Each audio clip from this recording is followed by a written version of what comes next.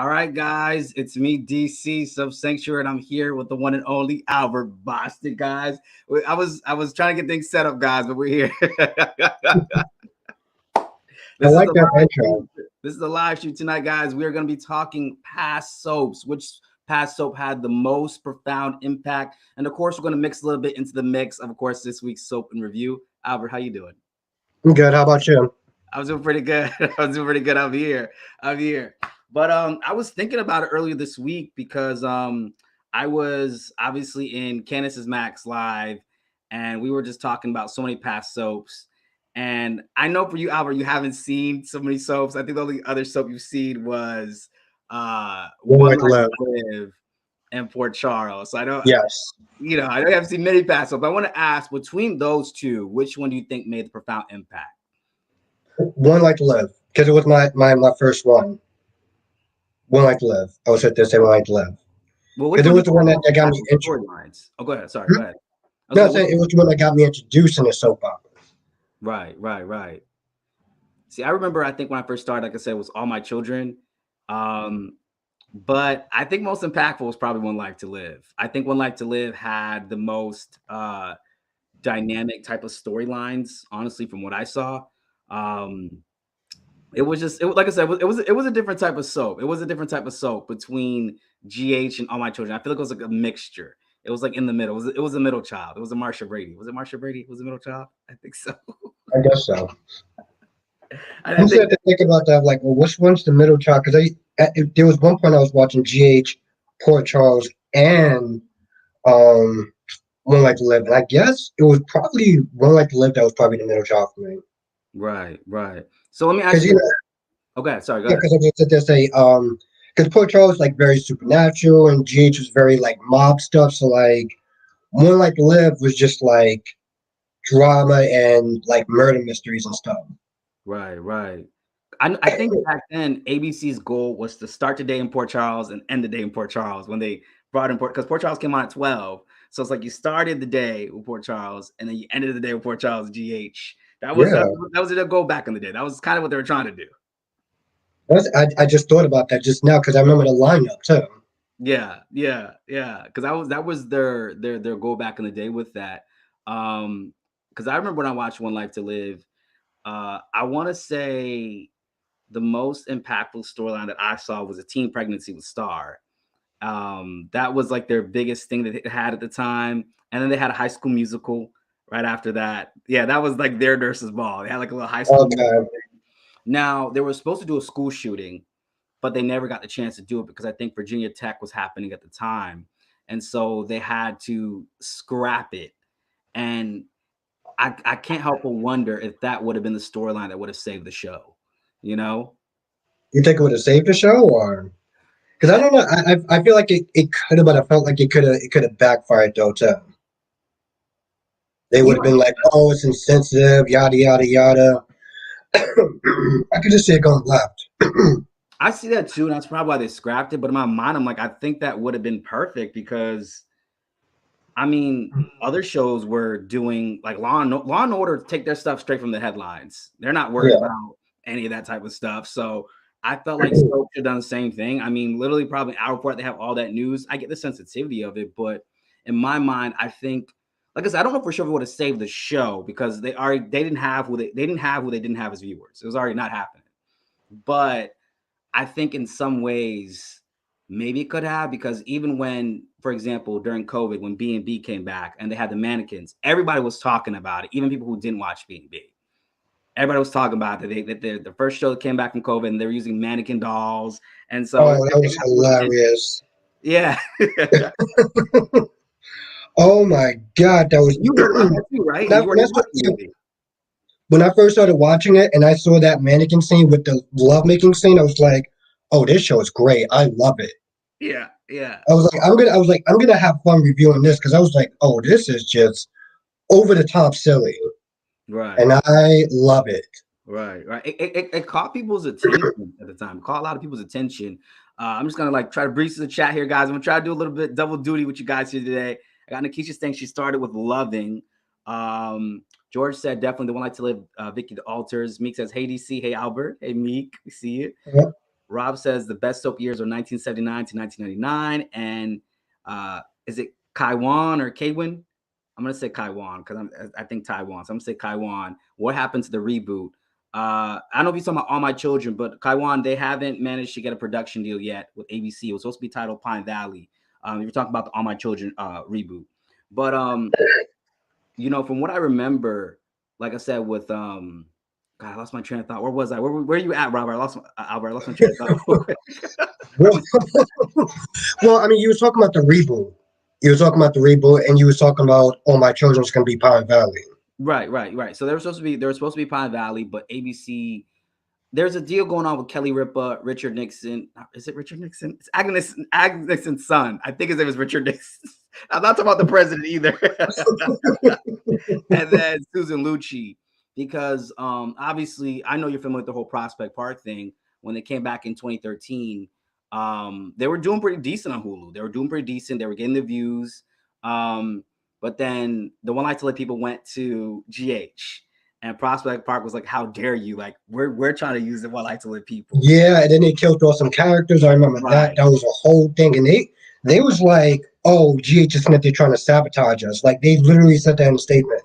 And that backfired on their ass. Well, the thing is, Prospect Park won, but they went bankrupt in the process with all the attorney fees.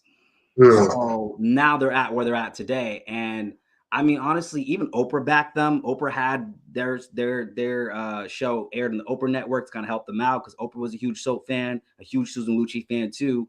And I feel like when they tried with that reboot, Candace Mack would probably say that it was because of the grotesqueness. People weren't used to that. But I feel like what happened with the reboot is, I mean, I can't say for sure, but from what I've seen of it, it just felt off. I can honestly say that a lot of it just felt kind of off. And I feel like with soaps, and I say this even with current soaps right now, they have to be written in a way where if someone who's never watched the show comes in, they can just be thrusted right into the storyline with us instead of like, okay, I got to figure out who is everybody. Because if that's happening and you have to do too much thinking, you're gonna already click off. Like when I start watching a show, I give it 5 minutes to impress me. You know what I mean? So that's why I'm Okay. like, even when I heard you say in your own reviews that like, when did it be okay for us to just give average? I agree because you never know who is going to be coming to watch a soap in that particular time frame. You never know which new viewer is going to be coming on, and I think that's what a lot of soaps seems to have uh the issues with. But I want to ask you, Albert, what do you think it was? I mean, besides financials, right? Besides So, financials, we knew that part obviously. But what do you I think it think was? I What was think that? it had a lot to do with the fact that some people just wasn't used to a streaming service. Yeah, As weird as it is, I mean, they're just used to watching on ABC. So right, like, oh, I gotta sit there and get Hulu. I gotta get this. I'm not gonna do it. And some people, it was the same thing like with Days. Some people were just like, some of the older people probably just couldn't connect. They didn't know how to do it.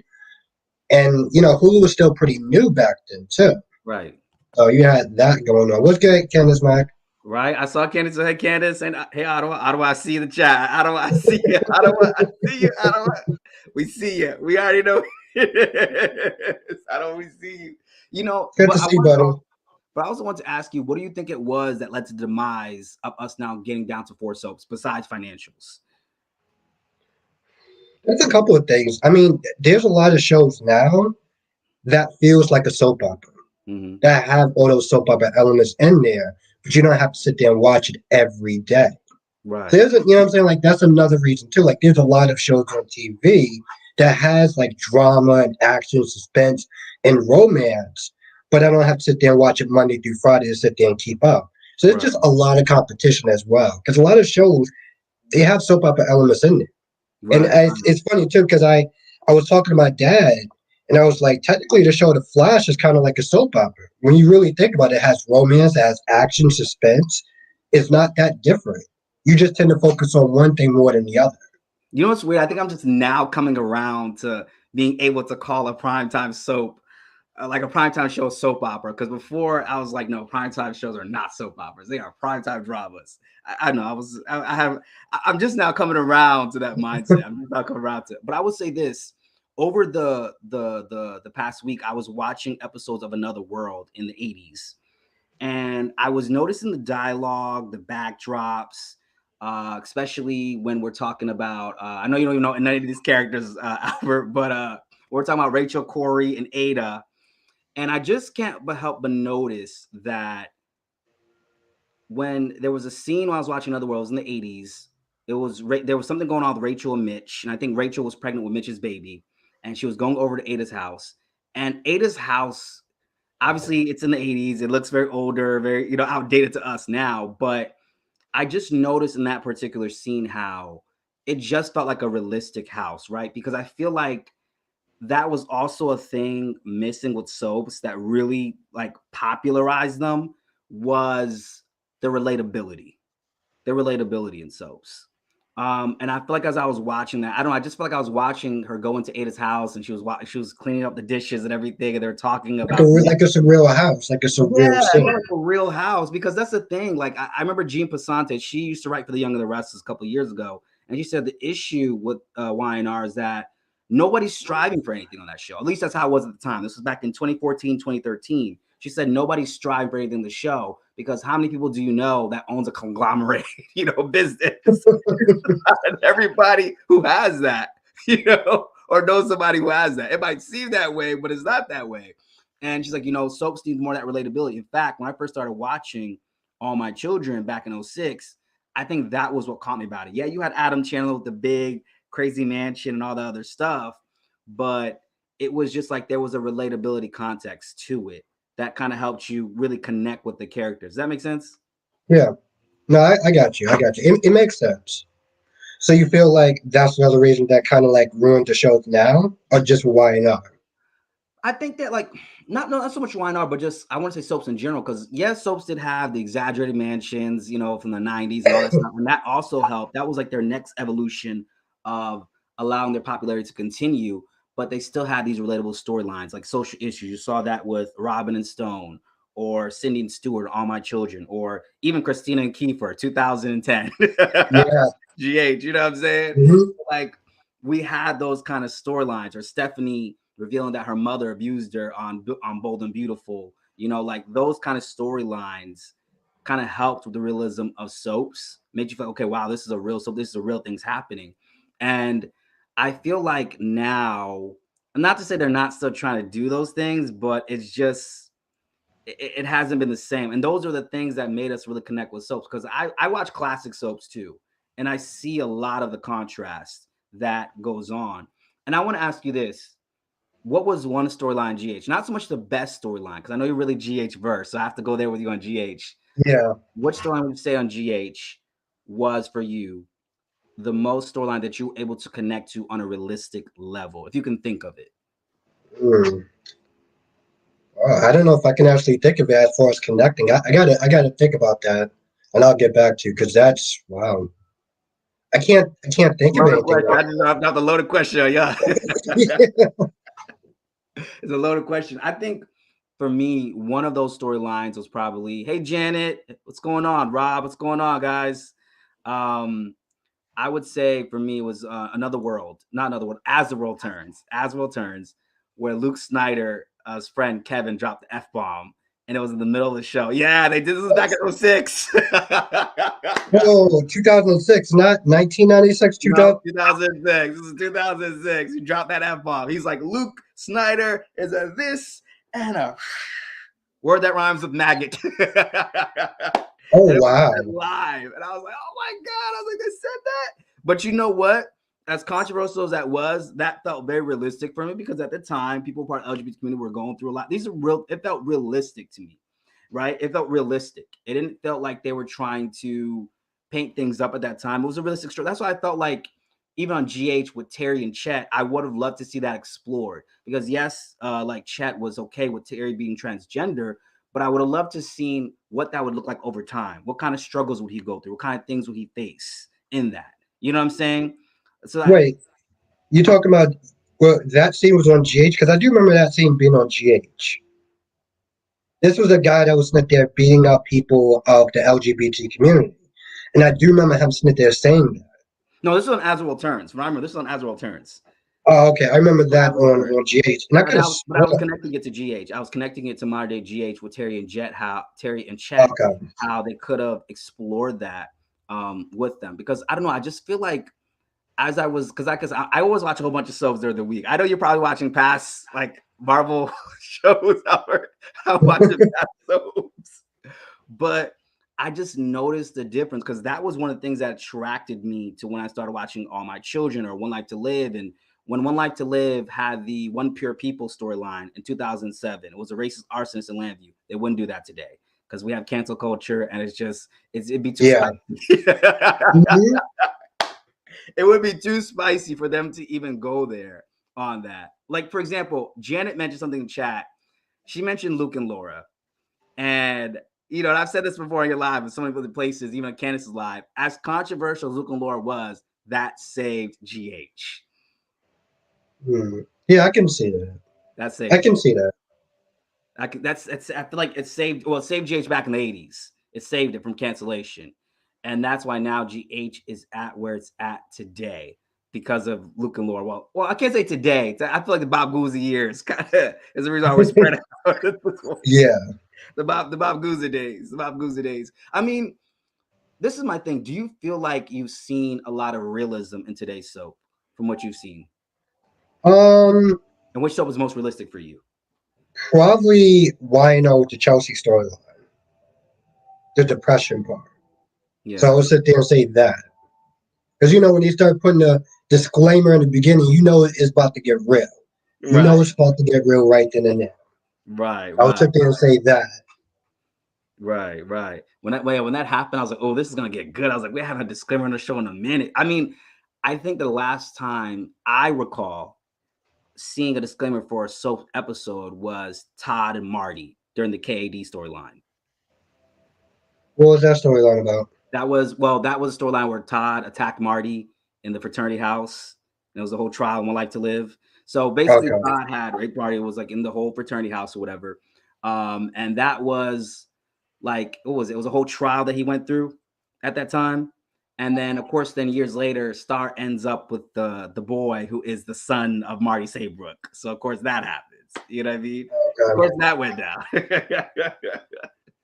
But I mean, that's something that I did notice with the past soaps is just I feel like character development was also a lot different back then. I mean, when I was watching those reruns of Another World, those scenes were really drawn out. I'm not gonna lie. They were like I slept through some of them. I remember some I slept through and I woke up the next morning. Some of those scenes are really drawn out. It's like, Yeah. they're spending way too much time by the pool talking about what's going on at Corey Publishing. So there's a lot of that going on. But I know that was like as Candace said, it was a strong part of the soaps. I mean, do you feel like now with the four that we have left, is there character development going on from what you've Like seen? sprinkled out here and there, but for the most part, I do feel like a lot of stuff is on repeat, though. It's on rinse and repeat. I would sit there and say that. Because I can't sit there and think of one person that, off the top of my head, that has been. Well, that's not true. Except for maybe Sunny. But that can go either way, though, because, some people, they miss the old Sunny, some people like the old Sunny. So there is a bit of character development in there. Right. He's a lot more softer. He's not so much a dick, pretty much. So I would sit there and say probably with that. That's Right. the only one I can sit there, and it's a drastic one, though, too. Yeah. Yeah. It's a drastic one. Because the thing is with Sunny, I'll say this with Sunny Corinthos is I feel like even though like and I know I put this in my community tab, but I feel like even though people feel like he is turned into this trash, but I feel like this is the Sunny that I've always seen from 06. This is the same Sunny that I've always seen from 06. I feel like now just coming to the light. Um and I feel like with Carly, we are seeing her character development the most because now she's truly figuring out what is her identity outside of Sunny's world. Because even when she was with other men, it's like she was still entrusted in his world, even then, Yeah. she never really left. And it's like the first time that she's actually leaving Sunny's world. Because, like I said before, I do believe that the intention was to be a love triangle between her, Sunny, and Jason, which is why Sunny came back. But because Steve Burton left because of the whole vaccine thing, they just went a whole nother route. Like I think obviously Nina was still supposed to be put in that mix. It was like a little quadrangle kind of thing going on, but because of that, we didn't get the chance to because Steve left. The storyline was just totally rewritten in a whole different type of way. So I kind of feel like that's in a sense of what happened with that. But I feel like with the character development that we've been seeing lately on soaps, I mean, I think Days, and like I said, I'm gonna stand by Days. I think Days is hitting all the corners. Like they're just everything on my checklist. Days just hitting it. They're just hitting it. You know, storyline, character development. I mean, the diversity in characters, what they do, even making Gwen a reporter. I know Candace Mack is gonna disagree with me with Gwen being a reporter, but I like it. Because how many times is Gwen going to keep effing up? We need to give her something else to do. I mean, what are your thoughts on Gwen being a reporter over on Days? I mean, it's an interesting twist. She gets to work with her dad and see that relationship and how's that's going to go and stuff. So I think it's an interesting twist. Um, she's trying to be a lot more, not just grabbing stories, like, like she actually cares about integrity and stuff like that. What the hell was that? Oh, I just highlighted the comment. I forgot how I Oh, comment okay. on it. Okay.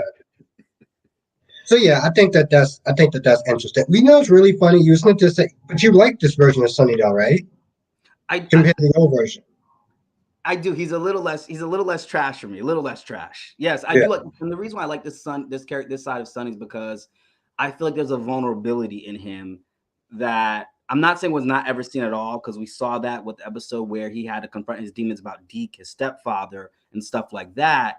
But I feel like there's more of a vulnerability that I feel like I haven't really seen throughout his duration on the show that I'm seeing now, and that's one of the reasons why I really like Sunny. Like even on YNR with Nate, I feel like there was a vulnerability in it. He knew he messed up. You know, he knew he did a bad thing, but it's like he's like, damn, like I lost my cousins. I can't lose my girl too, which I hope he finds a better woman than Elena.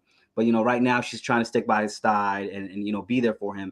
And even then I see where like them trying to where he's trying to like find his place now. Like he's not a doctor anymore. So now Nate is asking himself, like, who can I be? Maybe I can be this person in the business world. Maybe I can be that. You know what I'm saying? That makes sense? Yeah, no, it does. It does. Especially when you have a passion or whatever, and then you got to sit there and switch it. Your whole identity is tethered to that job. Right. So yeah, I can totally see that. And it's like we've all been there in at some point in time in our lives where we have one idea figured out for ourselves. And we're not really prepared to sway from that idea that we have, or this outline, this light we have figured out for ourselves. And then the bubble gets bursted. You know what I'm saying? And then we're like, okay, like, well, wow, like who am I without this? And I didn't think my identity was established based off on this, but maybe it is, you know? And even with Carly, we're looking at that because her whole identity was really based on that whole the triumphant trio, as I call it. Her, Sunny, her, Jason, and Sunny. And now Jason is dead, you know, on Cast Iron Island because he want to take a shot. And then we have Sunny, who is who divorced her. Now he's with Nina. So, and usually when her and Sunny were on the outs, she still had Jason, but that's gone too now. And so now Carly's like trying to figure out what kind of woman, and then she doesn't have her hotel anymore. Everything has been stripped from Carly at this point, Yeah. pretty much. So now Carly's trying to figure out like what type, who am I? What kind of woman am I without all of those things, you know? And she's asking herself those questions. Yeah, and it's I want to sit there and go back to how you figure, like how you feel like one way about life, and then something kind of like pushes you a bit different. Like, did you ever expect to sit there and be like a YouTuber, a content No, creator? no. If anything, I would have shied away from it heavily. So I never thought that was going to happen. So I feel like in real life I've been having my own Nixon fall. So it's where I've had to ask myself what kind of person I want to be, those kind of things. So even being a content creator, I never thought that would be me. I used to see through the years like, oh, that looks kind of cool, but now I'm here. I mean, what about you? You are Oh, no, no. And like I said, back in the day, I was kind of a dick. So there was that. But just in general, I just couldn't imagine myself just putting myself out there. Yeah. And it wasn't even just a shyness thing. I just couldn't see myself sitting there talking to a group of people, let alone actually have them listen to. Yeah. You know, Yeah. like that is just mind blowing. Every day I sit there and turn on this laptop. I'm just like, I'm actually about to do this. You Right. know, Right, right. I mean, to me, like I said, it's been a different. Like I never thought. Like, and I mean, a year and a half later, I'm still here doing this too. I'm like shocked. I thought maybe after 2 months, I was gonna be a deuces. yeah, You you did know, sit this after about 2 years. I do remember you sitting there saying that, but I it seemed think like you 2 years. enjoyed That's my internal contract with YouTube to see. So I'm gonna renegotiate things at 2 years. See what that's gonna be at. I mean, but I've had a lot of fun in the show, especially just talking with soaps and just talking. Like I've never been, like I said, when I was younger, I've never had no one to go in depth with about. There was no one around for me to talk about, Spinelli or Kobe Chandler. Like I had nobody. I was the only person I knew back then watch soaps. I thought I was like, well, where are soaps getting the rest of these viewers from? Where are they at? that. Because I can't find them. I think for me, it just seemed like more of a taboo thing back in the day, though. Right. Just like, because I looked at it in my head, I was like, man, this stuff is so over exaggerated, which sometimes it is.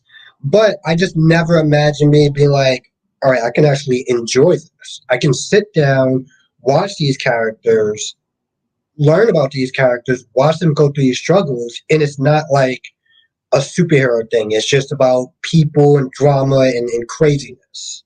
Right, right, right. That was the thing too. Is like because it was taboo. It was taboo for guys to watch back in the day. It was. I know Brock Yeah. TV had a different experience, but for me, it was kind of taboo. So I had to kind of sneak watch it all my children at the beginning. But I remember just one day I caught it at 1 p.m. and I was like, "Oh, this is kind of good." And I was like, "I never seen nothing like this," because it didn't. You know how soaps don't look like primetime shows, and one of the reasons why that is because soaps used to be filmed live back in the day. Yes. They were filmed live, and that's kind of why they kind of have that look. You know what look I'm talking about? I don't know how to I do. describe it. It's a Yeah, soap no, opera look. I know exactly what you're talking about. It's that soap opera look. You know what I'm saying? So I was like, whoa, this looks different. Like, what is this? And I just remember watching it, and JR's like, you know what? I'm out of here, and I'm jumping out the window. I was like, oh shit. I was like, I gotta see what happens, tomorrow. And it was almost like I was growing up with the show in a sense, because I was like 11 or 12 when I started watching. So it was like I was growing up with the show in a sense. But and that was the thing, like I said, that captivated me when I was watching All My Children was the type of storylines they had, the development. I do feel like now soaps have gotten to a point where I mean, obviously through the years they've gotten racier just with the times and stuff, and the storyline's gotten super fast paced. But I do feel like there's certain soaps, General Hospital, that have lost their way in certain ways. They're telling storylines where they're rushing so much, they're forgetting about the in between stuff. They're forgetting about those certain things. Like I was watching, like I said, I was watching those reruns of Another World this week, and I just saw the whole zooming into the camera, zooming into their face, and the whole da-na-na-na, and you can just see the facial expressions and the long pauses, which like I said, some of those scenes were very drawn out. But I feel like we haven't gotten um, a lot of those things today. I mean, even in '06 when I started watching, it wasn't like that, but I feel like the last little residue of the classic soap was in '06. The last residue that was even left before it was starting glean out was in Yeah. '06. And Thank you, Black Mom. like okay, like Rob says, it's plot driven, not character driven. Like what Yeah. kind of plot can we tell? How shocking can it be? As opposed to the character's development. This is why I hold soap grudges. I hold a lot of soap grudges. I always tell you that. I hold soap grudges. I never forget what a character has done on a soap. Like Sally Spectra having that conversation with Nick this week, talking about, Nick said, I know you've done a lot to a lot of different people out there, but at the same time, do people forget the fact that Sally's business was burned down by Bill Spencer, I think it was. And that's why she started doing all this crazy ass stuff. Like, someone came to sabotage her first. She didn't start it, she just finished it. you know, we seem to forget that. So as I was watching these throughout this week, these past soaps, I started thinking about, I was like, man, like the type of element that past soaps had, and obviously that's just a reflection in some capacity of TV overall. You know what I mean? Where like, okay, I was watching Another World. There's a character on there named Blaine, and her husband was Greg. And what was a little controversial was that Blaine went to go gamble. That was controversial for a time for a woman to go out to a gambling club without her husband there. Wow. Wow. How dare she? And, and I'm sure the viewers back then of Another World was like, yeah, Blaine was in the wrong. But it's crazy because the comments on the video that I saw when I was watching the video, comments like, he's so controlling as hell. Like, because today we would consider him controlling, like he was in the wrong, you know. It's such a Yeah. different perspective. Whereas Isn't that back crazy? then, what was that? Isn't that crazy? It is. It's so crazy because to us, we know of a woman going to go gamble. It's like, oh, okay, she went to go gamble. Back then, you went gambling and your husband wasn't even there. You're with another man. It was like, oh, You left the house. How dare you? And you left gambling? Like you're allowed to leave? Jesus Christ, that sounds so bad. And she hid it from it. She hid it from her. She hid it from him.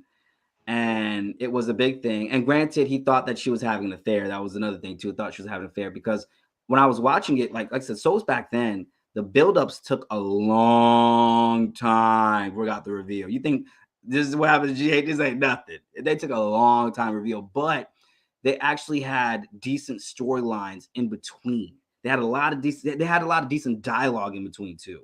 So where it didn't feel like it was forever. There was a storyline on Guiding Light that took place, I think it was 1996, 1997. And the actress that plays Nina was on Guiding Light this time. She played Annie Dutton.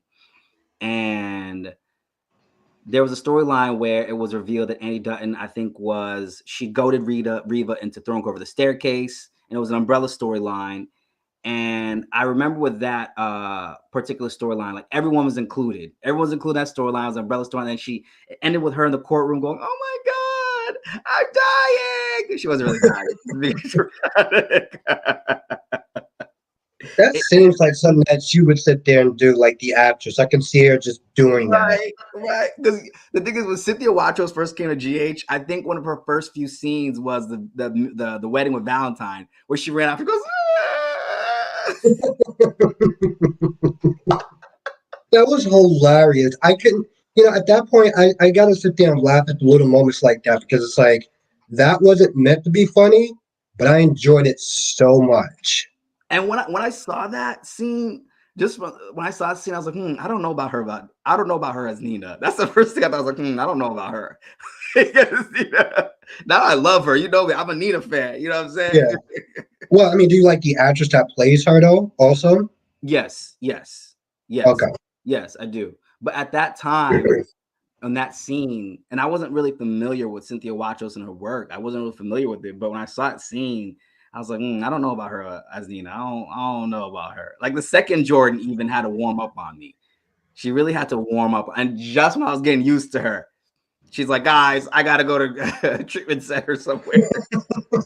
And it was such an odd visual thing because the first Nina that came in there, I forgot her name. She was more red hair and like, and then Cindy Watson comes on there and she's blonde. I'm like, so we just gonna sit there and act like I'm just gonna pretend like now she's blonde and Well, when Michelle Stafford came on, she came in. Did she come in as a blonde, or did she become blonde over time? No, she was always. I could have swore she was always like a red hair. She was blonde. She came in blonde. I don't think so. Yeah, she came in blonde. Because the thing is, you're watching her right now on YNR, so she's back to that red hair. But she came in blonde on GH. Right, I gotta sit there and look at that again because I don't remember that. I could be totally wrong, and if that's so, then I feel like an idiot. She came in blonde. So Simon Stewart 2003 says, I feel that soaps back then did friendships well, but now not so much. And I want to ask you about this, Albert, because you're always mentioning this in your reviews about how GH does friendships on their shows. What do you think makes the way that GH honors the history of friendships on their show different from the other soaps? That's a good question. Wow, you have a lot of challenging questions. No, what I was sit there and say is, I mean, it's easier. What do you mean? Like, how do they do their friendships different? Because it seems like they. What do you mean by that? because you said you're always talking in your reviews about how you feel like GH, one thing they do well in the show is friendships. They always remind you of who's friends with this person. How do you feel that they do that setup a lot differently on GH than from other shows? That makes it done so well, would you say? I don't think they do it any differently. I can't think of anything that they do differently. Like I sit there and I look at the relationship with like Xander and like Jack. Um, I look at the relationship with like Trina and well, who also got some good friendships on who got some good friendships on GH. I want to say Valentine and Alexis, but they're technically like what uncle and nephew or cousins or whatever. Well, they're related. They're related. I can't remember exactly. They're related. Yeah, Maybe, I do actually like their friendship. but they're brother and sister though. So can we count that as a friendship? Okay, we can still count that as a friendship because at one Yeah, point because I we would, thought they weren't related. Yeah. yeah, Okay. We could kind of count that. We could because honestly, if you ask me, out of all the soaps right now who I think are doing friendships the best is I want to say is Days, and it's because of the magnificent genius. I want to say he's like the second coming of Agnes Nixon, Ron Carvalhotti. I feel like he's writing it the best because, like I said, GH. I just feel like every element is there, and I hope I don't eat my words 2 months from now. They just give us crappy writing. I pray I don't. I pray that those happens. I was praising GH for a while now. Remember the beginning I started praising GH? I was praising him. But it's like the residue of Ron Carvalhotti that has now officially worn off. I get to a point where it's like for me when I start to watch GH, my expectations have to be so low because it's like I know that they're gonna find some way to sit there and disappoint me. Right. And it's crazy too because I sit there and I look at Y&R and I'm like, why is Y&R actually killing it now? And GH is just taking like several steps back. Yeah. When Yeah. first started watching Y&R, I was like, man, this show is so boring, and it's like I just couldn't get into it. But now it's like I got to find out what's going to happen next. I got to Right. see the relationship with Victor and Jeremy Stark and Tucker and Ashley. Like you know, Devon and everything like that, and Chance. I got to know what's going on. And Right. G just took a giant step backwards because usually it's the same thing. Josh, like you know, if you did you see Friday's episode of Yeah. GH? Yeah, Yeah. so it's like Josh is sitting there on repeat talking about Sunny, and you just got to a. You ever just watched that part and you're just like, yep, she's trash talking Sunny again. Bars in there, like I'm here to pick up Donna. And I was just like, I was just like, really? I was just like, I wish Nina can't say it, but in my mind, I'm thinking like, Jocelyn, that blood money is what got you this far. Like Exactly. that blood, other people's deaths got you this far in life. You know what I'm saying? Other people's deaths got you this far in life. So real quick, Candace did say that when Michelle came on GH, she had red hair with blonde streaks. So but I did see the blonde. So you saw the red, but I saw the blonde too. So technically it was both. It was both. Okay. It was both. I gotta sit there and rewatch that again. It was both. It was both. I mean, because that's my thing too. Y&R, I feel like has really been like stepping it up, and I'm like, okay, this is the Y&R that I know. Yes, Y&R was a slow burner. It's always been a slow burner. Yeah. But now they're picking up the pace. The storylines are actually getting some traction. I'm actually invested. Diane's storyline is probably the storyline I'm the most invested in because I want to see how this plays out. And I'm loving Diane, even though I know Diane. I was around her in the Diane years, but I'm like, I'm on Team Diane right now. I'm liking her, and I think because when you have three grown women who clearly have nothing to do, one is Victor's shadow, one is always the mistress, but never the wife, even though technically Phyllis was married, but she's never been wife material for me in my eyes. And then you have Ashley, who is the background character of the Abbotts next to Tracy, You bullying. blurring out. What was that? You blurring out. Yeah, what is that? Why am I blurring out? I did notice that. Is there a reason I'm blurring out? Can you guys see me now? Or am I still I mean, you blurring? can see it, it's just like it's blurry. What's going on? Am I still blurring here? Let me go. Let me adjust. Let me adjust here. Hold on, guys. Let me adjust. Is it still blurring, guys? Oh, it's actually worse now. Okay. God, just work with me. Just work with me. As long as everybody can still hear me. Can you guys still hear me at least? Everybody, I think Yeah. you can hear me, right, Albert? Yeah, good. Okay, as long as you guys can hear me, it'll fix itself. It'll fix itself. All right. But what I was gonna say is that what was I saying before I got off a little bit? I think we were talking about Y&R being a slow burner, and now it's actually picking up. Diane. So with Weinar, hold on, let me see something here with this camera. I'm sorry about this, guys. Let me see here. What are you doing? Can you hear me or no? Okay. Hold on, guys. I'm back. Hold on. Hold on, guys. Bear with me. It's like you went off for a second. I was just like, it's like you just kind of pushed me on stage. Like, I know, right? All by himself, guys. All by himself. But why not? I've always known it to be that slow burner of a soap. But I feel like now, like it's picking storyline. We're interesting stories. We're interesting these characters. Like I said with Diane, you have these three grown women that have nothing to do, and now, like when they're bullying a woman like that, even though Diane probably is all these things, but she hasn't done nothing since she got back to town. So you cannot that's the really thing. help Yeah. but to really want to support her. And to me, this is like classic wine. Like when Jack said, just to let you know, Marquette's a subsidiary Jabot. I am Jabot. I was like, you better tell her. Yeah. I saw that. I was like, yo, we getting classic Jack back, and I'm loving it. He was like, I am Jabot. I was like, you better tell her that. You better. That was some classic soap right there. I was like, you better tell her. Yes. You better. You better. I was loving that. I was loving that when Jack did that. But see, that's my thing too. Like, I wish the other two soaps could do that, but I feel like one B&B is just really stubborn. So I don't. I've adjusted my expectations with B&B. B&B is just going to continue to give us Brook and Ridge for the next 20 years as well. So I've just thank you, Nikisha. So I've just adjusted my expectations of B&B. But GH, I'm like, come on, GH. We know this is not the best you got in you. No. We know this is not the best you got. You're not the number one spot, so there's no reason for you to get comfortable and choppy like this. You know what I mean? Which is one of the reasons why I think Weinar has been doing that like that for years because they've been number one for so long. They've gotten just so choppy with their storylines. Because B&B is now doing this toe thing with Sheila, and I guess now Finn figured out that Sheila's still alive. And I just I can't help but feel like somehow, some way, this storyline is going to be about Brooke and Ridge.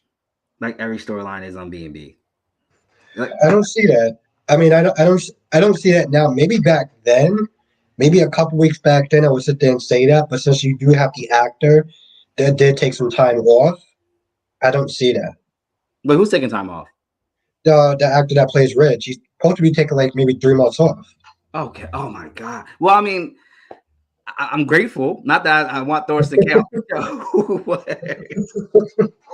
I'm grateful for a change of scenery. Maybe that's why they did this rush wedding like this. Maybe that would explain that storyline, why they did it like that.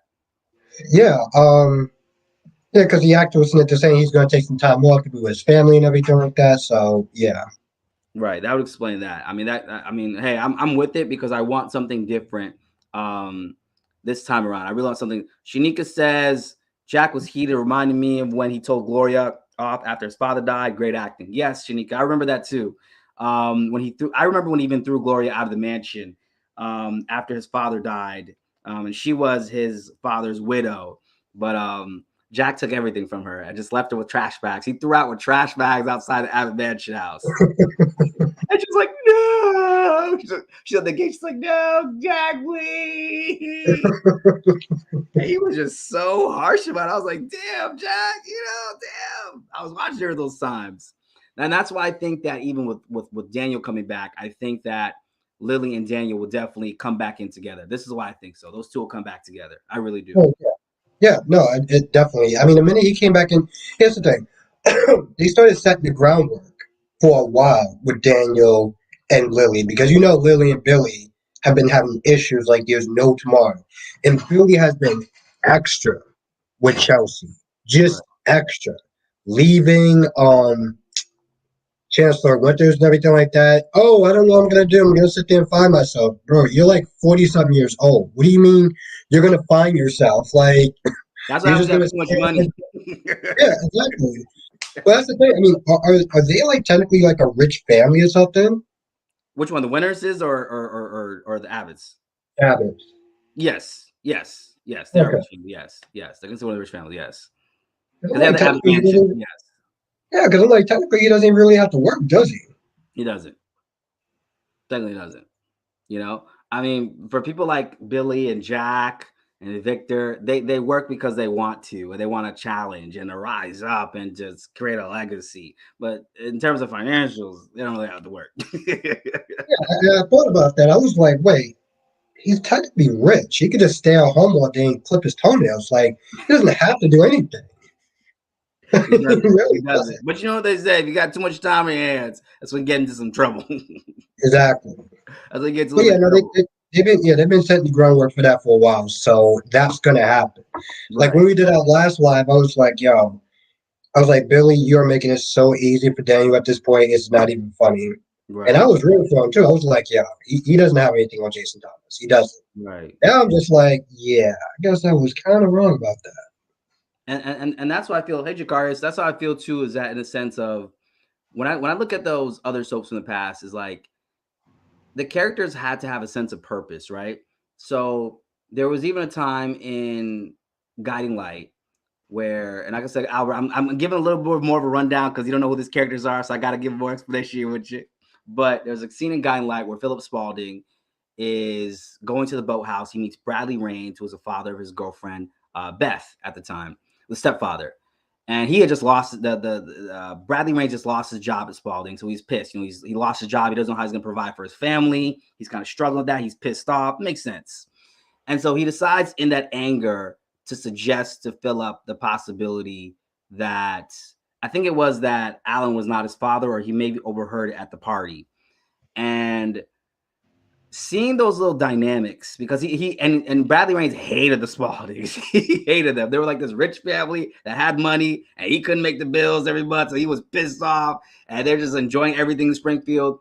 And I kind of feel like we kind of saw a little bit of similarities with that on other soaps. Like, okay, for example, with Days started off with the Hortons. Hortons were the main family on Days. And then you have the rich family, which is like the Demiras. We see that, which I know that's your favorite family. Of course, without a That's your doubt. favorite family. Because even right now on Days, we're seeing a balance with the characters. I mean, like even with Chanel, which I know some people probably gonna have issue with Chanel being in jail because of optics Yeah, reasons. I don't want to get into say. I think you know what I'm talking about, but of course. you know what I mean. But there's been such a balance of the storylines where I feel like you have Leo and Sonny, you have Gwen, you have Xander. Even Gwen and Xander, I saw the struggle that Xander went through because he's trying to provide for him and his wife. But personally, I feel like he brought this on himself. Like if he put his pride aside, he could have been at the Kyriakis mansion. But that's just me. I don't know. Exactly. It's just that they're killing roaches. Like, You know, you didn't have to go kidnap, Susan Banks. You just put your pride aside. You know what I mean? Could have been having hors d'oeuvres at the Kyriakis mansion, but you wanted to have some pride. That's okay. Jakar okay? Because Jakar said that he didn't get a reminder. So like, how did you know to come on live? I put in my community post. Okay, I had my I know. community. Yeah, I know. I put mine there too. I That put I in was my coming community. on live. But I know that sometimes like the notifications don't work all the time. So All right. So Candice Mack brought up something I want to point out. She said the way Bradley told Philip is what we wanted to have happen with Johnny and YNR, but they didn't play it out that way. And yeah, Candice, let me say this. And with the Johnny reveal on YNR, when he found Chelsea's mom, it felt so anticlimactic for me personally. I felt like there could have been more of a scene, more. I mean, okay, Albert, let me ask you. You're the new guy coming in YNR a little bit. But I say okay, yeah. you, what did you think of the reveal when Johnny found out that Chelsea was his mom on YNR? Oh, and that's the thing. A lot of this stuff played out offline. Like a lot of this stuff played out, Exactly. like not on screen, which I thought was just weird. And so like when he did see him, it was just like, oh, I don't really care, and nothing's gonna change for me, this, that, and the third. But you didn't see the initial reaction because it played offline. Right, Well, right, not on screen. right, So right, yeah, in that way it was underwhelming. right. That's the thing And too. it I was agree more with that. it was more about her depression. It seemed like they were skipping it more for her depression than anything else. Right, right. I feel like in a sense that like when that playing off screen, because like I have been watching YNR since when she had Johnny and she decided to give Johnny up. So I'm like, that should have been a scene. That should have been a scene. That was like that this literally played out over the past 10 years. This literally played out over 10 years. So I feel like it was just so weird that they didn't give us a scene for that. Guys, I'm going to be highlighting your comments as I'm talking, so I got you guys here. But yeah, I wish they would have had a scene for that, honestly. It was just weird that they didn't have that, honestly, in my opinion. It was really weird they didn't have a scene for that.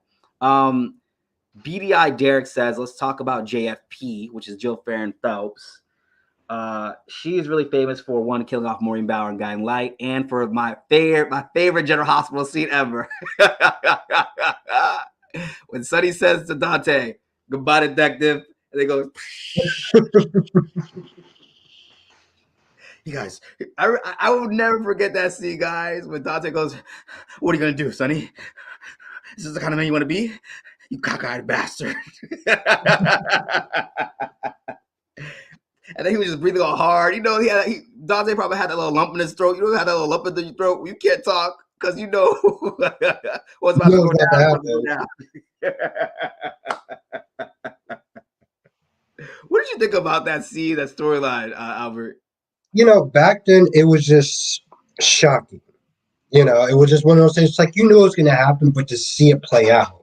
Right, You right. know, I think now I'm just so used to stuff like that. Now it's just like whatever. But back then I was like, oh wow, this is crazy. I gotta sit there and see what's going to end up happening.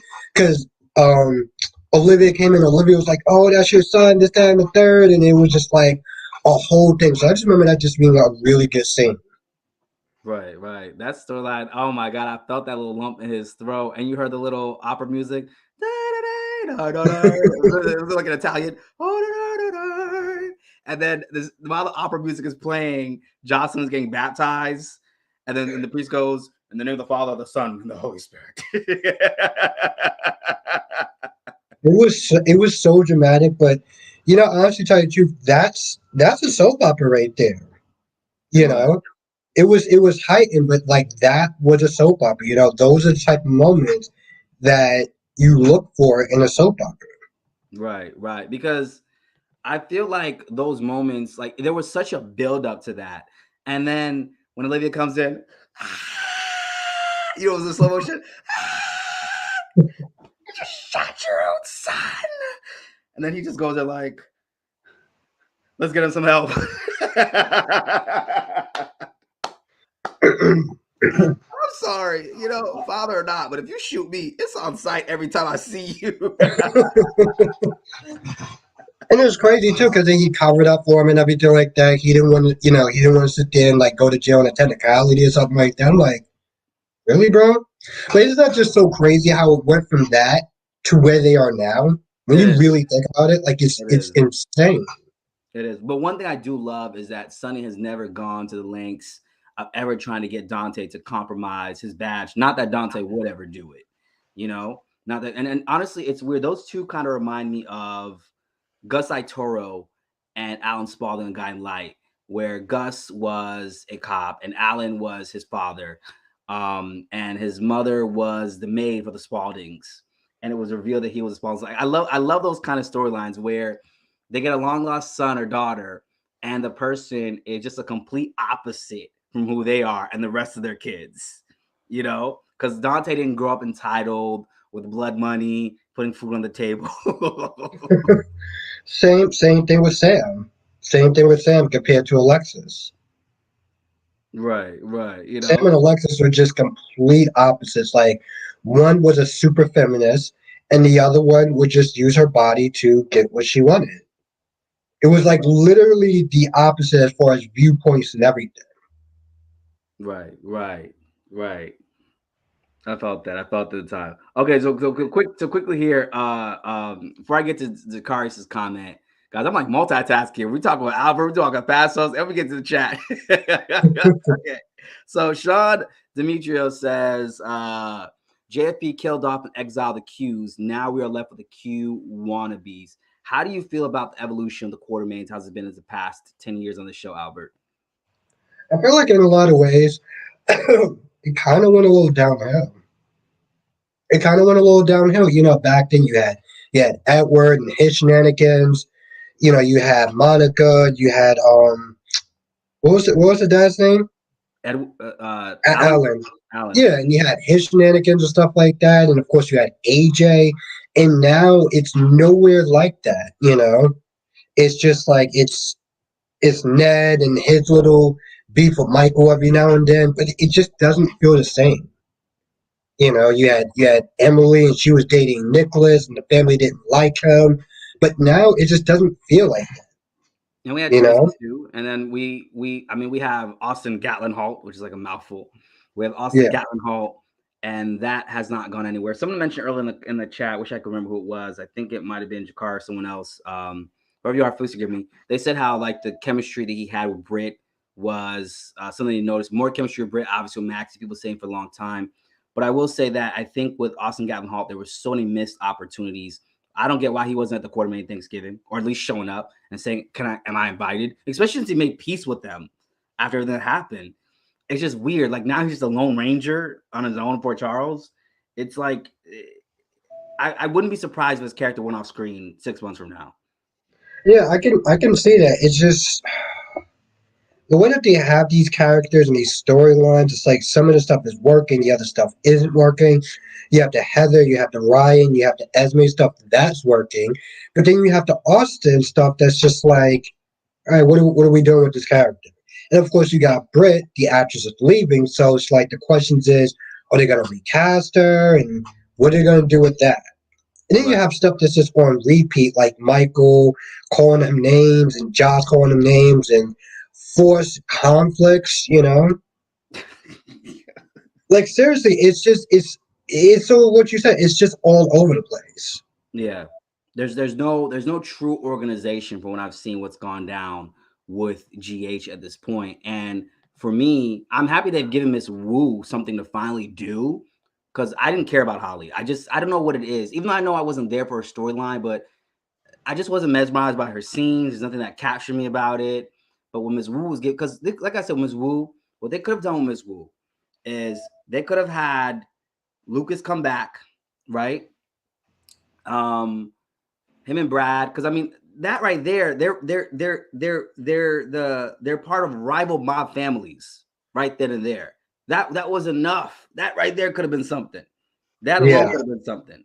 You know, maybe bring back, I don't know, Julian Jerome or Olivia Jerome, and you could have brought that in. You know what I'm saying? Like that alone would have been something. Or maybe Brad could have been with somebody of another mob family. They watered down Brad completely to the point where he is just a word I don't want to say, but it's another word that my cat is called.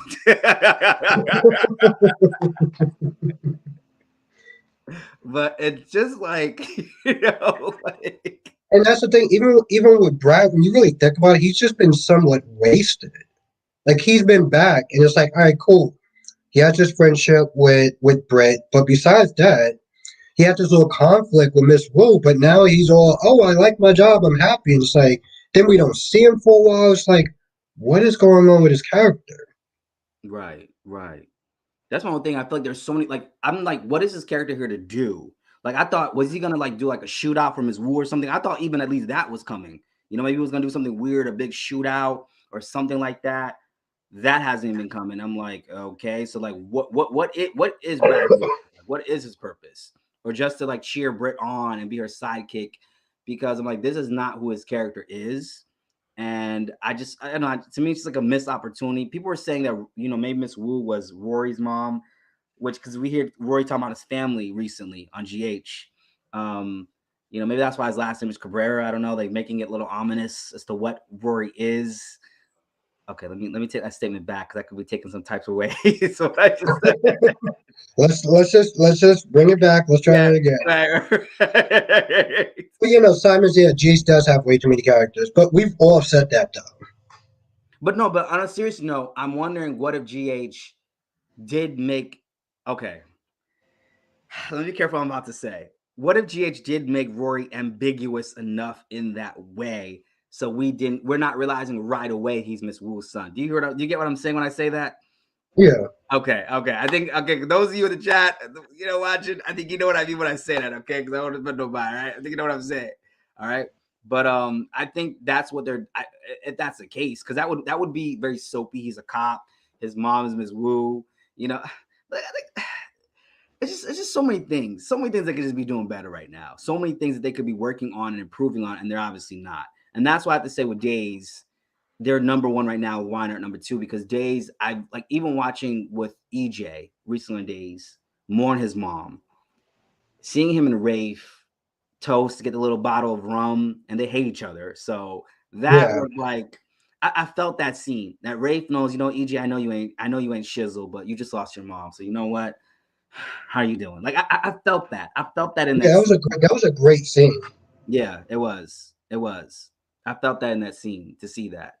And I feel like Days was really has been writing very in a great way for the character with Jada and this whole abortion storyline. Um, her being pissed off with Eric. I know you said for her to kick rock with no socks, but for her, how raw and vulnerable that she's been.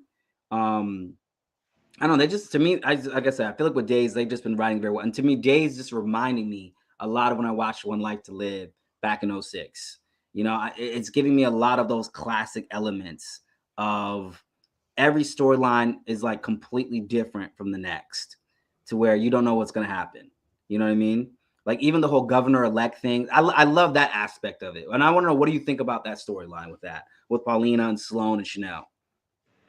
Um, I'm liking it so far. I am. I mean, I've had my comments about it as far as, a lot of this stuff being on Paulina, using her money, her influence to sit there and try to, get Chanel out of that situation, just wind up making it worse down the line. Um, but, you really think, I mean, Sloan, here's the thing about Sloan. The way that they introduced her character and actually made her like a really good character on the show, and she started off just as a quote unquote ambulance chaser, was pretty good. I was genuinely impressed by that. And see, that's something I noticed Carlotta, he has this way of doing this with his soap writing, is that I remember on One Life to Live where Sean was just the bodyguard for Star and Blair. Then eventually they branched him into he was no longer just like a recurring or supporting character. They branched him into the main cast. Now he had a sister, storyline, all these different things on Life to Live. And I see them doing the same thing with Sloan, like they did with Shin, because Shin was been on the show for 2 years now almost, and he was just always showing up to the mayor board meetings, you know. And Yeah, now so I know that. yeah, now he's got like a whole like they gave him a sister now. His dad came, like he's got a whole family, and I felt that coming for some reason because I was like they should expand that guy. They should expand his role because he has that it quality that I feel like every soap actor needs. He has that. Yeah, and they're even on top of that, they're doing it great when it comes to its diversity. Yeah, You know, and that's how you do it right. That's how you do it right. And even like with Ali and Chanel and their storyline, like they're using them. My biggest issue, because I always sit there and go back to Mariah and Tess, my biggest issue is that they just have them there to just have them. Oh, what like during the whole Thanksgiving thing, it's like, and then we didn't get the baby or whatever, and it was like, how many people was actually rooting for that? We never saw the process or anything like that. It was just one day, oh well, we're gonna sit there and do this baby thing, and then like in 3 weeks, oh, it didn't work out. Gee, I wish I can care, but you know what I'm saying? Like they don't really do much with them. and see that's my thing too. I would say I agree with you because I feel like YNR got Mariah and Tessa and was like, okay, we got him on. You guys got your wedding. We fulfilled our diversity requirement. Thanks for playing. Exactly. Tell them what they want, Donnie.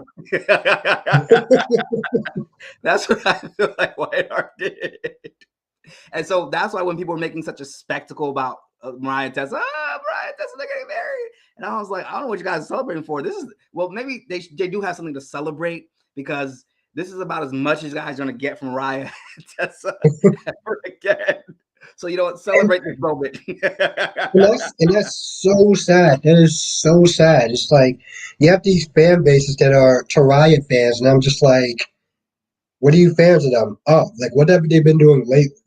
Right, And I right. try not to sit there and be like too much of a dick about it, but it's like I see people that go crazy about it, like the whole banner thing over Prospect Park. I'm just like, you guys paid X amount of money to fly a banner over Prospect Park, and these characters aren't even doing anything.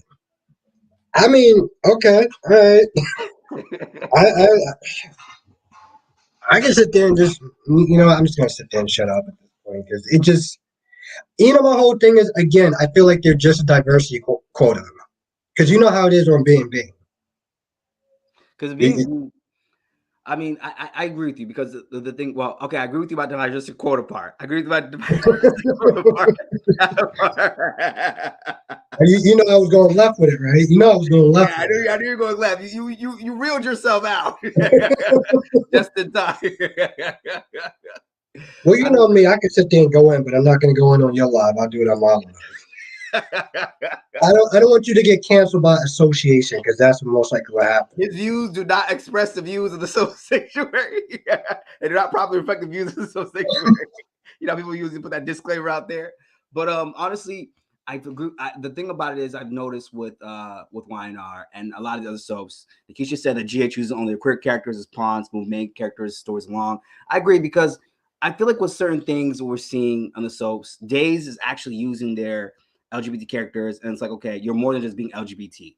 We can do more with you. We can expand you. We can, like, even with Sunny. Okay, yes, Sunny and Will are husbands, but Sunny has a brother. We're seeing that relationship go down. We're seeing that kind of play out. We're looking at him with Leo, right? Their romance, how that's going, and then how, like, we're just seeing so much more of Sunny, which I love. Zach Tinker, Sunny. I like Freddie Wilson too when he was a Sunny too. I like him too, but Zach Tinker is just, there's just more of a vulnerability in Sunny that I've seen, like more of a development that I can see with Sunny.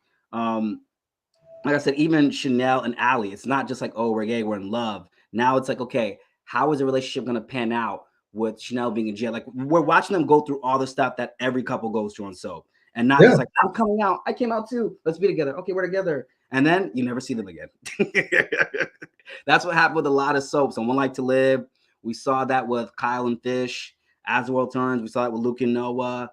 I knew when Ron Carvalhotti came to Days, he was going to do Will and Sonny justice, and I know it because he made them front like a front burner storyline. There was a storyline, I think it was in 2017 or 2016, where Will came back from the dead, and I remember that I was like, oh my God, we're gonna back to that storyline with the LGBT couple. We've never gotten that. Hey, Dolomedics, we've never gotten that. And I remember when Ben came into the church where Sonny was about to marry Paul and Chad was about to marry Abigail. It was a double wedding they did. And then he goes, your precious Will, he's alive. They were holding him back. He's like, your precious Will, he's alive. And then the whole, the symbols that they did. And I was like, wow, they're actually giving them an actually good meaty storyline like this. But Mariah and Tessa are not going to get that. They're not. They're not going to get that. We have coffee therapist Sharon on speed dial for most of the scenes. I was watching Sharon this week. I'm like, this is pitiful. They've got her reduced down to, you know, it's almost like Sharon reminds me of those older characters on soaps that just really get put on the back burner because they feel like they can't write for you no more. And I which is weird at that point. But Mariah and Tessa are not going to get any more than what they've gotten. They're not. At least I don't think so with yeah, YNR, unless YNR decides to do something different. But I don't think they're going like to a give. good job. You mean like actually a good job with them? Yeah, Yeah, yeah. because that's what it really comes down to is them actually doing a good job with them. You know, but it's sort of like what I remember you said to saying about B&B and how they don't do LGBT characters because it's international. There's a certain area that they That's my don't do theory. it That's at. my theory. Yeah, that's my theory. Yeah, but I mean, I feel like it's reign true. And then so Y&R, it's like, okay, cool. You got your characters. You happy? You good? Okay, cool. Let's just move on.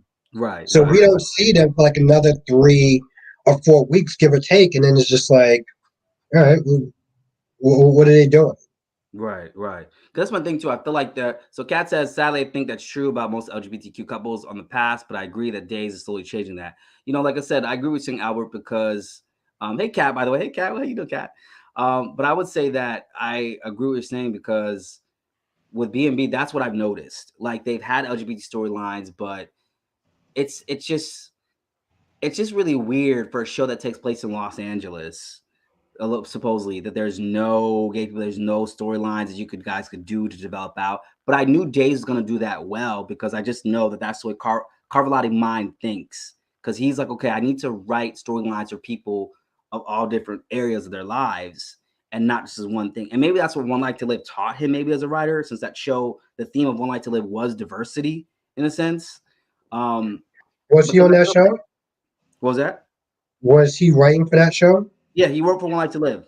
Yeah, he wrote to One Okay. Life to Live, and then obviously he wrote for GH. And when he wrote for GH, I saw that too. I saw those elements come out in GH2 where he gave us Brad and Lucas, and which I think I felt like Brad should have been with Felix because that's where they were building up to. But whatever. But I feel like that we should have been given a little bit more of that. But like I said, with Days, we're getting that with these characters. They're written out because I don't like it when shows just throw characters in for diversity's sake, and you can always tell. You know when that ish ain't genuine. On a side note here, I was watching a show called oh god, what the heck is the show called? Quantum Leap, and one of the characters is considered gender bending, and I'm like, yeah, this was done for diversity purposes. I just feel it. I feel it. I feel it in my bones. This was a diversity requirement they were just trying to fulfill. You know what I'm saying? But okay, really quick, Terry and Chet. I feel like there's another example that I mentioned earlier. Terry and Chet Yeah. on GH. They just got them together, and then they went away. Well, that had a lot to do with the actor, though, too. Who The plays Chet? actor left. Yeah. But my thing is, I mean, granted, they could have recast, but I don't think it would have been the same because the guy was a vet and he actually did lose his leg in real life, so I don't think it would have been the same. But it yeah, had a lot to do with the actor choosing to leave. So right. That was that's a a pretty different situation. Yeah. yeah, because I feel like I wish he didn't leave, but maybe GH took too long to get to their story. I don't know. That's part of it too, you know. Because they had Christina and Parker on, and that was like 2 seconds on GH. She was her college professor. Which actually the plot of that was actually pretty good. Honestly, it was pretty decent, but it didn't land the same. It didn't land the same from what I saw. I feel like maybe a lot of people just got offended by it. Is what it came down to. Because I remember, I mean, granted, back in the day before I started doing like YouTube, I'll sit there and see on Facebook, and people would sit there and constantly complain about, um, those two and being like, oh, it's a power dynamic, and it's just weird, and she's so much older, and it's got to a point where it's like maybe it just kind of folded, you know, Right. maybe it had a lot to do with that public pressure. So then let me ask this then too. What are your thoughts on Leo and Sunny right now on Days? I'm liking it. I'm liking it. I mean, I don't really, me, I don't really do the whole chemistry thing or whatever, but I also felt like that was coming for a long time now. Like as far as Sonny was going to sit there and cheat, and Leo was single, so I felt like that was coming for, like I saw that coming a mile away. Right. I did too, because I feel like, especially when he let Leo go at the hospital, after when Leo had on the wig and everything, and Sonny got stabbed in the hospital, he's like, just go. Like, I'll give you a few minutes and get out of here. Which I think on some level, Sonny obviously still gonna have some kind of love for Leo. I mean, he was in love with Leo at one point. But see, this goes back to what I was saying, and I said this in your live today. I'm gonna say it again. I always notice soaps be doing this. And Candace, if you're in the chat, tell me if you don't see this too. Comment, let me know if you don't see this too, Candace. Is that I notice whenever a recast of a certain character comes in, they tend to put that recast with almost all the past relationships possible, right? And I feel like that's done for flashback purposes. Like, have some flashbacks. I don't know, you know what I'm saying? But I feel like I always notice that because Freddie Wilson's Sonny would not be paired with Leo right now. I don't believe he would be. I really don't believe he would be.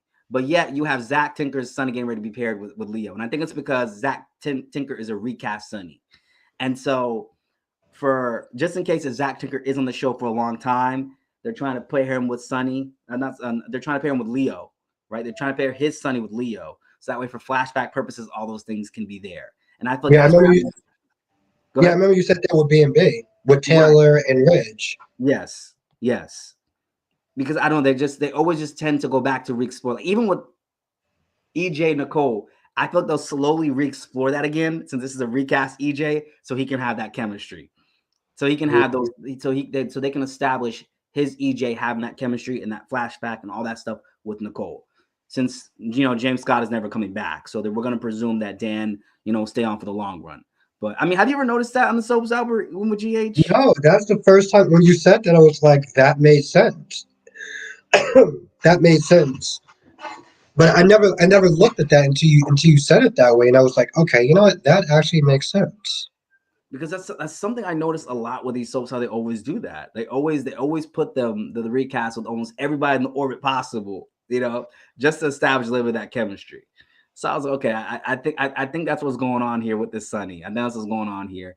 And then obviously Will's gonna come to town and be upset, and they're probably gonna get a divorce or be separated because they already know that Chandler Massey is he's like an engineer in real life. So you don't got time to be doing days. The man He is comes, doing exactly. He comes on and then he like leaves and stuff like that. You know. Right. Now, okay. A lot of people in the chat are talking about. I know we were talking about past soaps. We're going all over. You know, that's how it is in lives. Okay, a lot of people are asking about talking about diversity, in terms of black couples on soaps. Albert, so I got to ask you, how do you feel the diversity? I just got to ask you. I already know. I already know what you're thinking, but hey, I got to ask. Hey, you got to be ready. Yeah. What are your thoughts on that? On terms of how do you feel the diversity with black characters and couples on soaps has it progressed? What have you seen? And could there be any more improvements from what you've seen? It could definitely be more improvements. Like without a doubt, it could definitely be more improvements. Because like even like the whole Curtis thing, like when General Hospital, it's like they're all part of one family. Right. But that's it. Like what black people are outside Curtis and his family, besides Jordan maybe, and On the then picture. TJ. But of course, it goes right back to Curtis, and that's the same thing with like you even look at what Days of Our Lives. Mhm. You got Abe, you got Paulina, you got Chanel, and one other black person. Oh, and then you got one other person outside of that group. So they did something. I Wait, just who's feel that? like Who's that? Jada. Oh yeah, you're right. You're right. Yeah, you're right. But it's that thing you actually had to think about that though. Right. And that's the thing, like, you go back to GH, it's like all the black characters are kind of just connected on there. You don't really have that I can think of. Think about that for a minute. You made a good point too. This is like the first time I think I can recall in a soap where like you have black characters and then one of them is in a storyline separate and independent of the other black characters. Wow. That's like the first time I think I've ever Yes. seen a soap. Well, yeah, in reality, they didn't actually progress anything. I mean, Oh, you're muffled, Albert. We can't hear you. no, so they didn't really actually progress anything. You're still muffled. Really? Oh, not hear you. Not hear you. Okay. Okay, Yeah, not they didn't good. progress. Yeah, they didn't progress anything really. They made like little tiny steps. Right. Because I mean, that's the first time I ever noticed that actually. Because every time there is like black people, black characters, so they all have to all be in the same orbit. Like even Epiphany on GH, she's still in the orbit of the asteroid because Marshall. of Marshall. Yeah, Yeah, it's like they can't exist independently of each other. exactly. But then you go to YNR and how many black characters on there? What, two? Three, You had more. three, right? Nate, Lily, Devon, Oh yeah, I and forgot about Elena, her. and Elena. So four. And aren't they all kind of connected? Yep, they're all connected. So there you go. They're all connected. They're all connected. I mean, Isn't that crazy? that is. I mean, I'm trying to think. Was there ever a show? Even on As the World Turns, it had Jessica and all her people. They're all connected. Let's see. I'm trying to think. Okay, even on B&B, there was Justin, his nephew Emma, but then she was dating Alexander, who was with the Avon. Yeah, they're all connected too. I feel like there's got to be somebody else. I'm looking through the vault. I'm trying to think of Passions. Okay, Passions. Nope. All the black people were connected to Passions too. Hold on. I'm trying to find. Let me think of Guy Light. Ooh, Guy Light really had any black people towards their last days on the show. Mhm. I'm trying to think. Oh god, the Boudreaux are all connected on Guy Light. Yeah, they're all connected. I didn't see anybody independent of that. Even Uh, even when you go back, even when you go back to GH, you had Justin, and you had that woman that was a prosecutor that they wound up dating. But then that was about it. I don't remember if you remember her. wait. He dated. Didn't he date Lainey Winters? Dr. Lainey Winters on GH. Remember Lainey Winters? Nobody remembers her. She was in the intro too. That's the sad part. She was in the open credits. going like this with her little bob hair, like go like this, but don't remember her, like Lady Winters. Um, okay, he was dating the prosecutor. He was dating. Yeah, I think he was dating like yeah, I think he was dating a prosecutor. Because I remember when she came in there, she was talking to that dude that was beating up a lot of LGBT community people. I remember they were dating, and I was just like, I thought about that, and I was like, yeah, I forgot they were connected too. Right, Point is, you had two black people that were just connected. right. Wow. I'm trying to think. I'm even trying to think of All My Children, but then even All My Children, there's Dr. Derek Fry. He was connected. But I know once he left the show, that's when Jesse and Angie came on. But once again, they were all connected to all the black people there. Yeah, it wasn't. It's never been without that. I mean, Yeah. okay, Jakari's brought up Jilly Grant speaks. Yeah, but they were also. Well, yeah, but even then, Jakari's. I think I recall they were all still connected to all the black people that show too. Never. It was independent. Yeah, Yes, Days so far is the only one because you got Jada. Jada. Yeah, there's got to be another. I'm looking through my vault. I thought there's got to be someone. You know, it's really crazy the fact that you got to look through a vault in the first place. I want to say Another World and Tyrone and that lady he was dating was a cop, but once again they were all connected too. Yeah, they just keep them all the same orbit. Yeah. Mhm. Damn. And my guy was trying real hard too. He was really just like you saw the wheels just tankering, baby. Right. You know, and I gotta say this. I wonder if that's not because if the casting directors, which are usually maybe Caucasian, I would presume, if they maybe think it's better to pair them with someone within their race for chemistry purposes. Other than that, they're just old fashioned. Does that make sense? I think it makes more sense to sit there and just do it as more of a old fashioned thing. What do you mean Because old you guys, like, we're already sitting there looking at this and realizing that all the black characters so far are all connected. Okay, so right. besides Lily and Billy, like, how many racial diversity is it as far as um, I guess Nate may run up dating Victoria, maybe, but you don't really see that too often now. The interracial couples.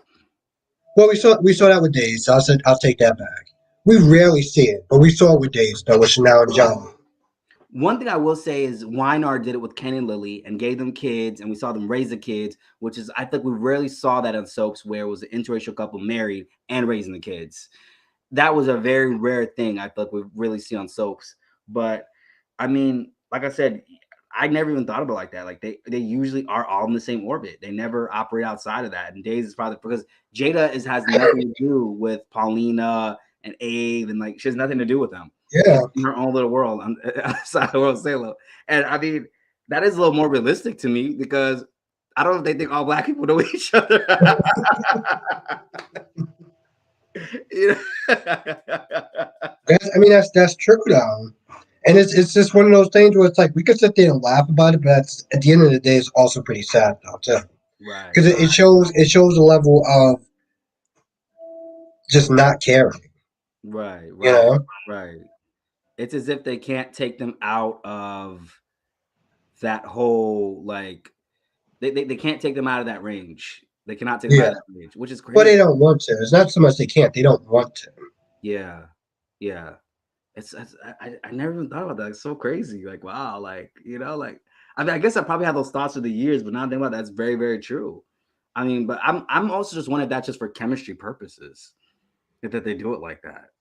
Nah, bro. You know it's not for just I chemistry. mean, I'm not saying that's the only reason. I'm not saying it's the only reason. You know why? You know why? I know why. Everyone in the chat knows why. Let's just be real.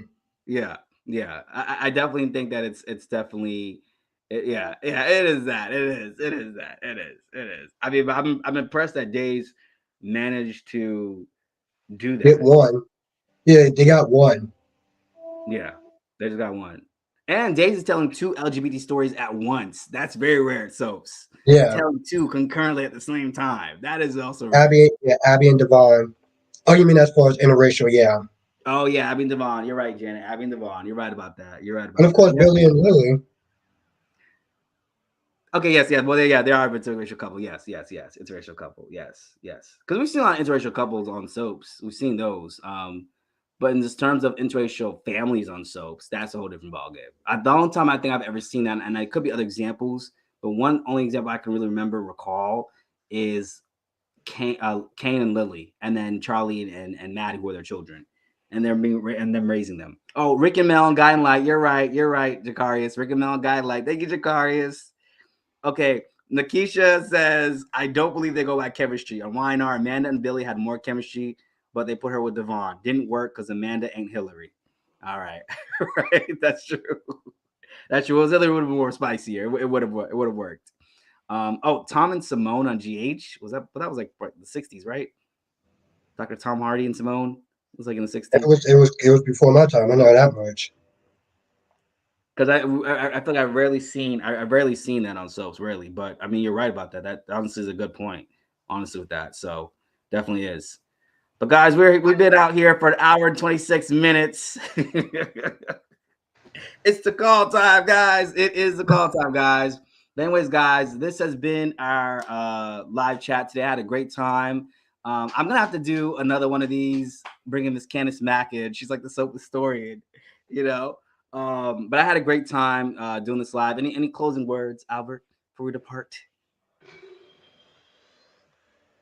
Diversity is not going well. They need to do more with diversity. Um, Unfortunately, because again, we could sit there and laugh about it, but at the end of the day, we just saw, what I'm saying, like we just saw something where it's like they just group all the black people in like one herd and be like, all right, and sort of like what you said, oh, they just assume that all black people just know each other. Right. I agree. No, I definitely agree with that. And I think honestly, but I think that Days is slowly getting, like, even they're doing this 12 days of Christmas on Peacock. I commend them. I'm like, okay, this is different, but hey, it's giving me like that feel. And I think because now they're in streaming, they have more flexibility, so what they can do too. So I can appreciate that. But I'm totally on board with that. Totally on board with that. Totally happy about that as well. So totally. But guys, I'm gonna go ahead and wrap this up. This has been our live for today. Yes, Candace, I can't wait for you to come join either. We're gonna coordinate some things, Candace. We're gonna coordinate. And also, happy birthday to Jacarius. His birthday is gonna be, I think, on the 14th. I could be wrong, Jacarius. At least on the 14th. It is the 14th. Yes. So happy birthday. Yes. So happy early birthday to Jacarius, guys. Guys, this has been the Soap Sanctuary with me and Albert. We're gonna see you guys on the next video we got, guys, going on. I'm gonna play my outro. Guys, I'll see you guys in the next one. All right. We're out. Later.